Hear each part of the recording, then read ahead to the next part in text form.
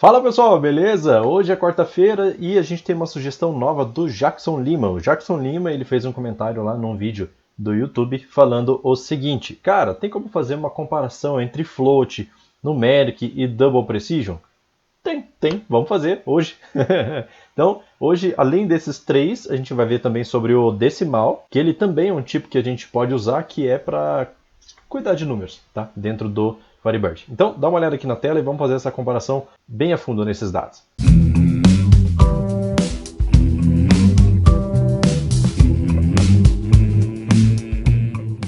Olha só, primeiro de tudo, eu já fiz uma tabela aqui, que essa tabela tem esses quatro tipos de dados e, sabendo que numeric e decimal podem ser definidos como precisão e escala, ou seja, quando você declara lá S numeric entre parênteses 18,2, por exemplo, são duas posições de casas decimais e 18 é o tamanho total lá. Beleza, então a gente vai falar sobre isso, que tanto o numeric quanto o decimal tem essa característica, e o float e o double precision já não tem essas informações, tá? Isso acontece por quê?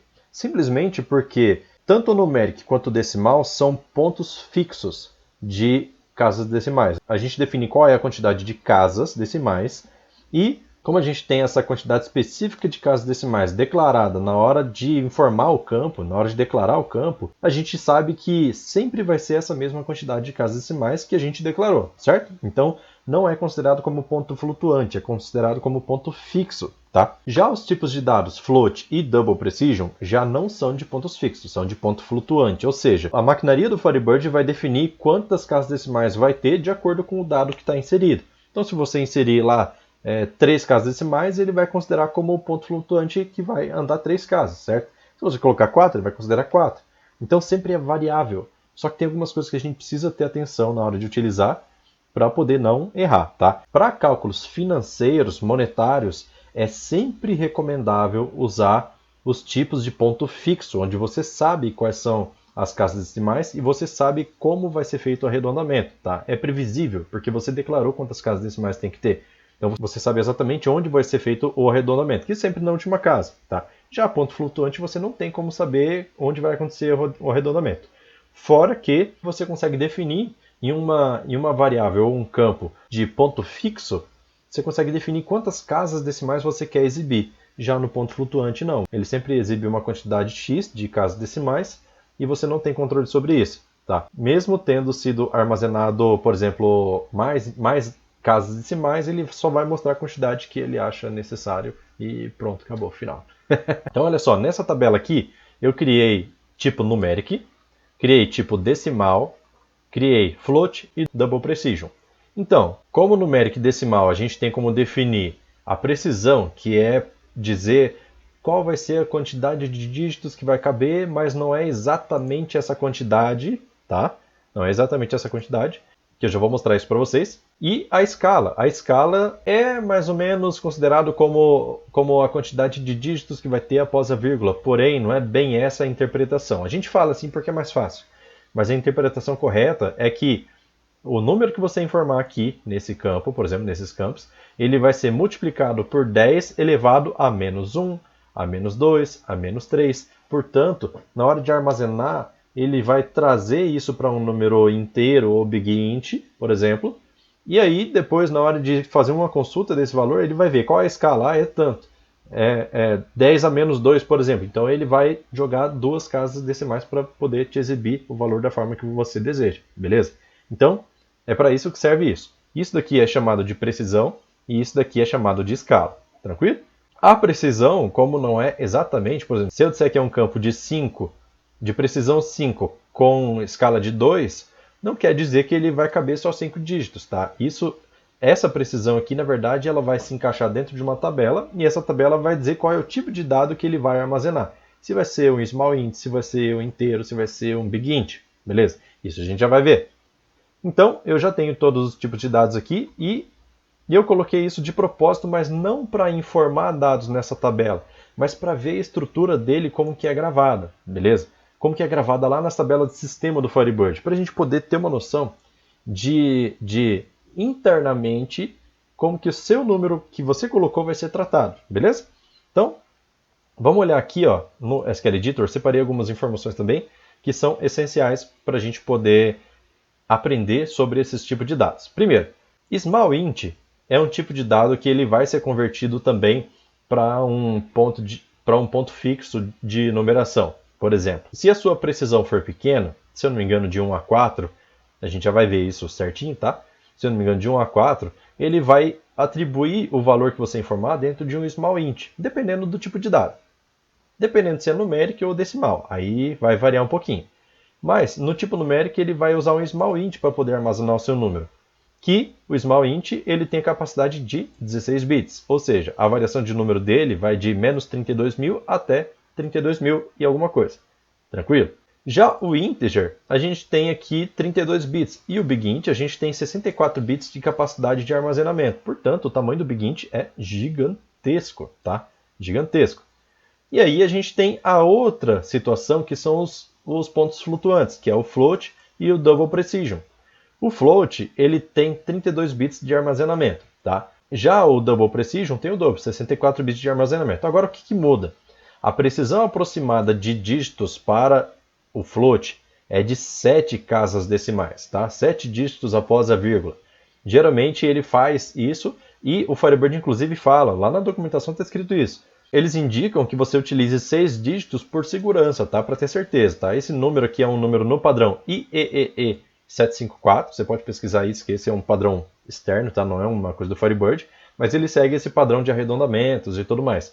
Tá? Aí você vai ter que ver para que tipo de trabalho é usado esse padrão, e aí você vai saber se você vai ter que usar um float ou um double precision, beleza? Como o double precision tem o dobro de bits, ele cabe naturalmente mais dígitos, certo? Então a precisão dele aproximada vai ser de 15 dígitos após a vírgula, tá? Aproximada, eles dizem. E, inclusive na documentação, eles falam para você ter muito cuidado com arredondamento nessas situações aqui de ponto flutuante, porque isso pode te enganar, tá? Isso pode te enganar por conta de ser tipos de dados diferentes do que a gente já está habituado a usar. E, inclusive, eles falam para você não usar comparador de igualdade ou até mesmo chave única dentro de um campo float. Por exemplo, nessa tabela aqui, se eu tivesse criado esse campo float aqui como unique, tá?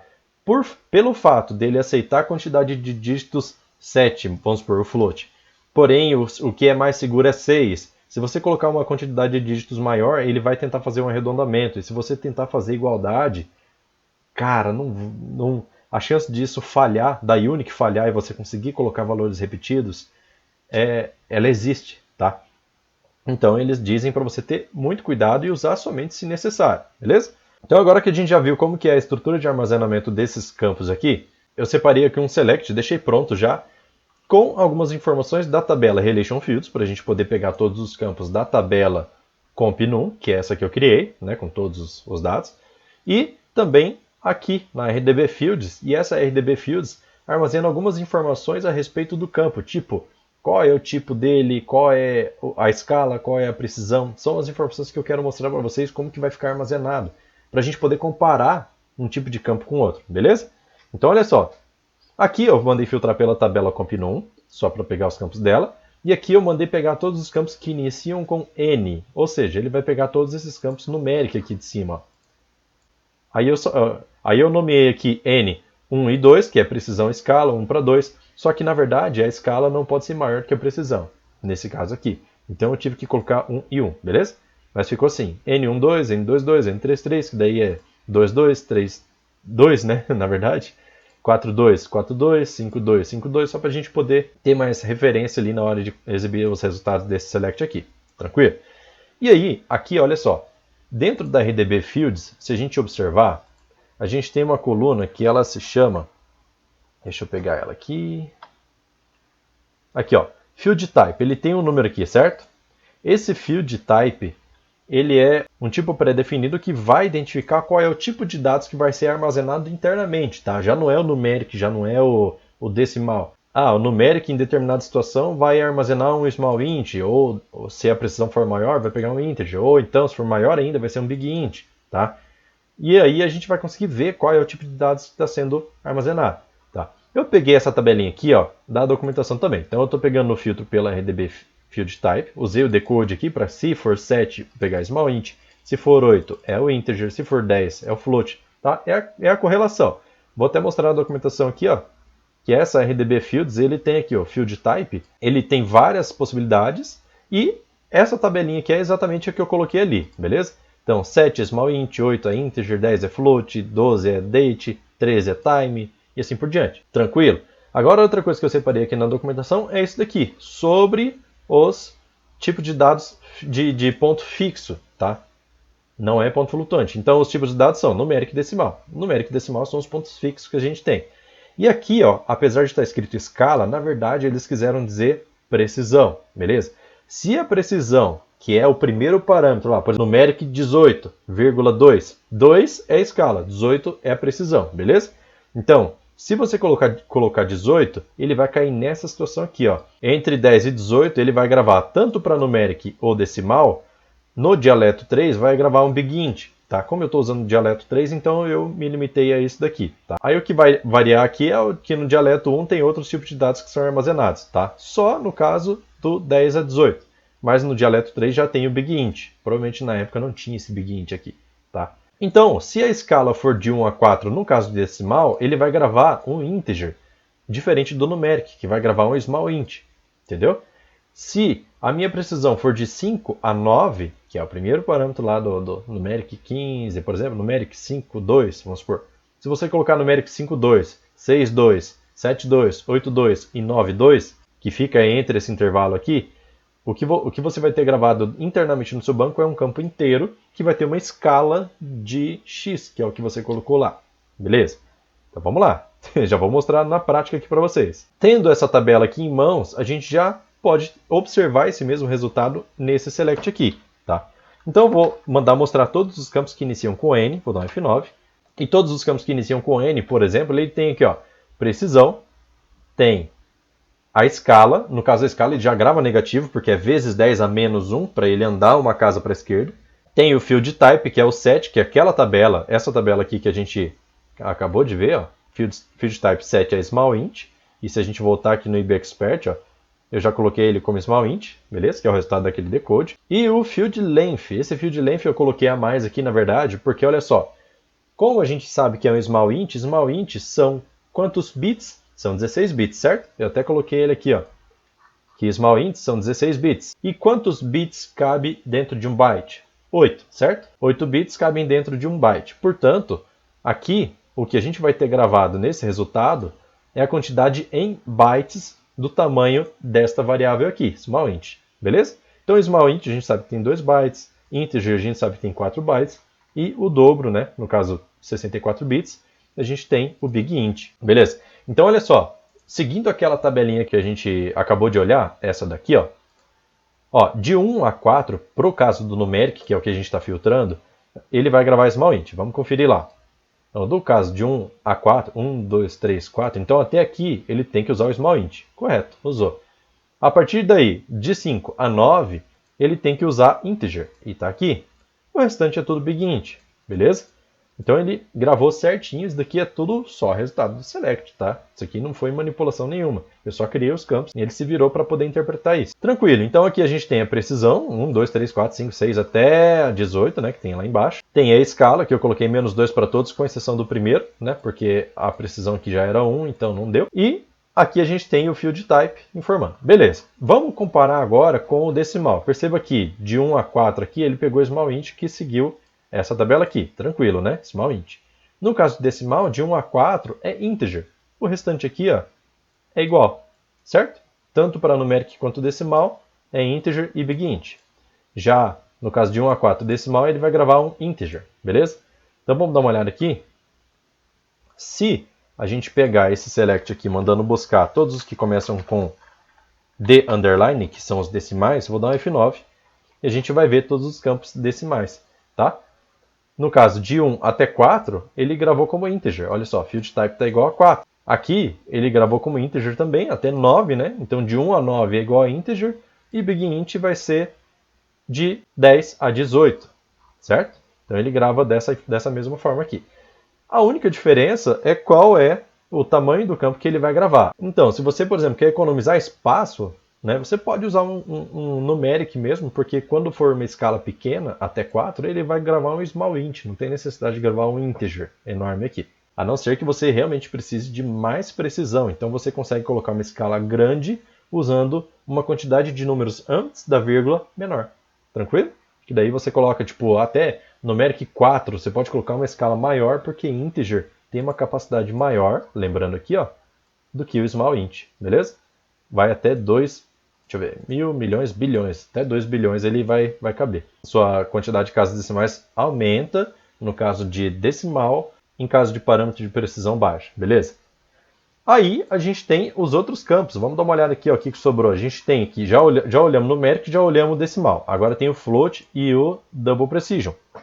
O float, eu vou mandar ele buscar aqui todos os que iniciam com F, beleza?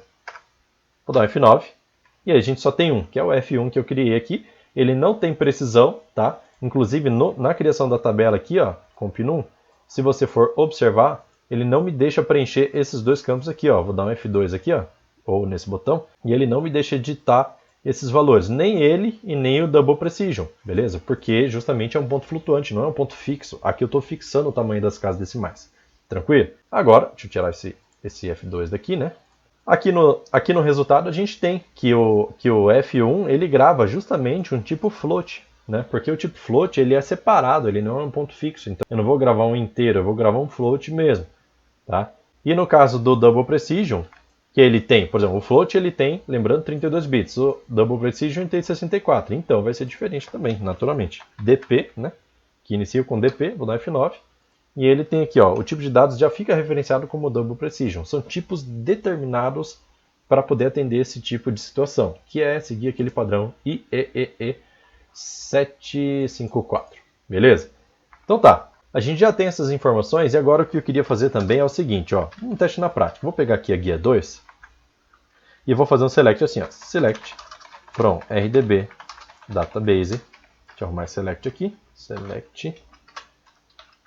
Aí eu vou fazer o seguinte, ó, cast 1, 2, 3, 4, 5, 6, vou colocar assim, ó, 1.1, 2, 3, 4, 5, 6, 7, 8, 9, 10, 11, 12, 13, 14, 15, 16, 17, 18, 19, tá? Essa, vamos ver, não sei nem se vai dar certo esse número aqui, essa float, beleza? Vou colocar a mesma coisa, chamar esse aqui de float, tá? F.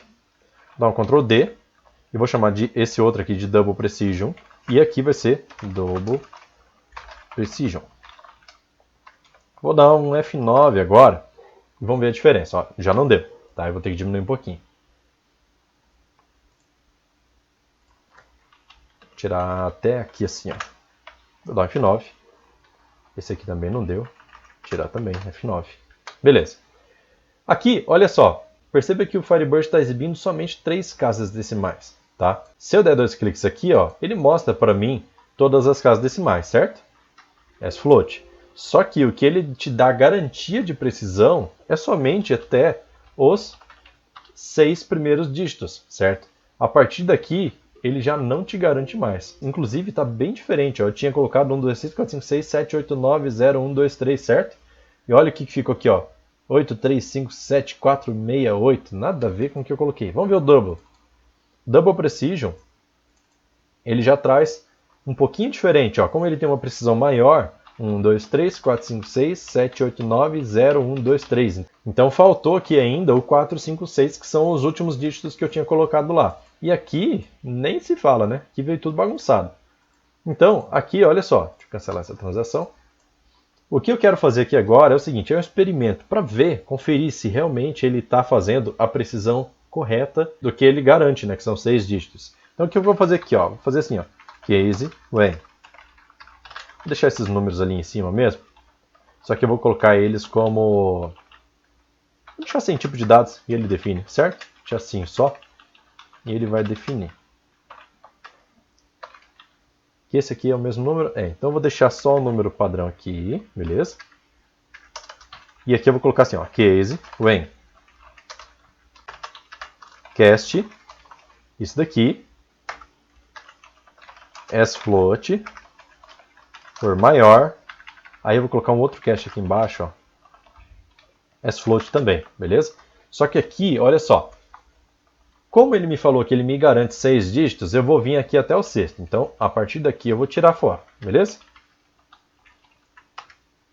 E aqui eu vou colocar assim, ó, then, else, AND, beleza? E o AND aqui para finalizar o case. Olha só. E esse número, como ele está com 6 dígitos aqui, eu quero comparar ele com o número de baixo. Se ele for maior, vai retornar sim. Se ele não for maior, ele vai retornar não. Nesse caso aqui são iguais, então ele não é maior. F9, e ele trouxe não, beleza? Agora, eu vou fazer isso aqui, ó. Vou colocar um 7 aqui. Vou dar um F9, ou seja, isso daqui se tornou maior que isso, beleza? Vou dar um F9. E ele trouxe sim, tranquilo. Vamos testar o 7, que é o que ele me falou que ele não garante, tá? Então, 6, 7 aqui, certo? 6, 5 aqui, só para ver se ele vai conseguir trazer. O certo é ele retornar sim, porque esse finalzinho aqui é maior do que esse daqui, certo? Esse número aqui de cima inteiro é maior do que esse número inteiro aqui, beleza? Vou dar F9. Ele retornou sim, então ele conseguiu checar. F9 várias vezes aqui, ó. Todas as vezes está retornando sim. 7, só que já não é garantido, tranquilo?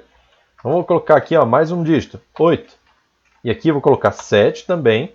E vou colocar 7 na sequência para ele continuar menor, certo?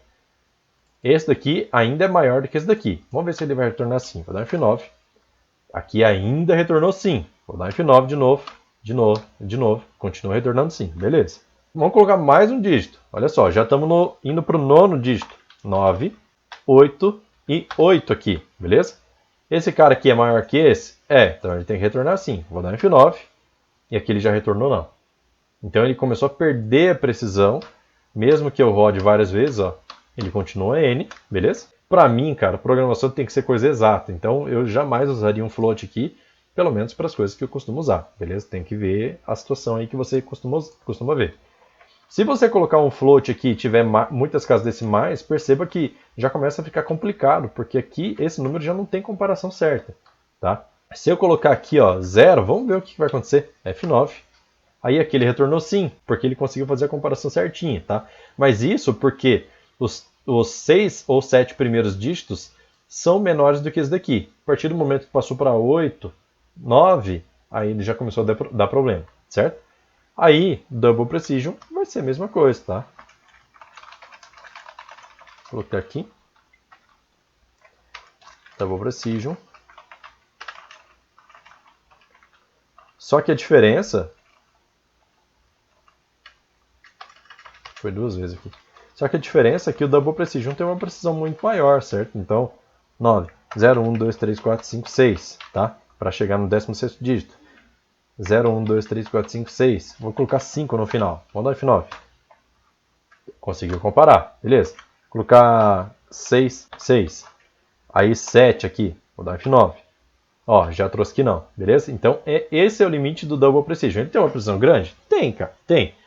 Mas, lembrando que na própria documentação do Firebird, ele indica para que se você vai usar isso para fins monetários, é melhor que você use um tipo de ponto fixo, seja ele numeric ou decimal. Tranquilo? Eu acho que deu para esclarecer bem aqui sobre a diferença dos tipos de dados, beleza? Então, caso você tenha gostado do vídeo, não esquece de deixar o like aí para saber que esse conteúdo foi interessante para você, beleza? E eu vou ficando por aqui. Valeu, falou, tchau, tchau, até sexta-feira. Sexta-feira tem um vídeo top, hein? Vê lá. Falou. 8 Oi, Guilherme, tudo bem? 8 bits cabem dentro de um byte. É o quê? Chamar de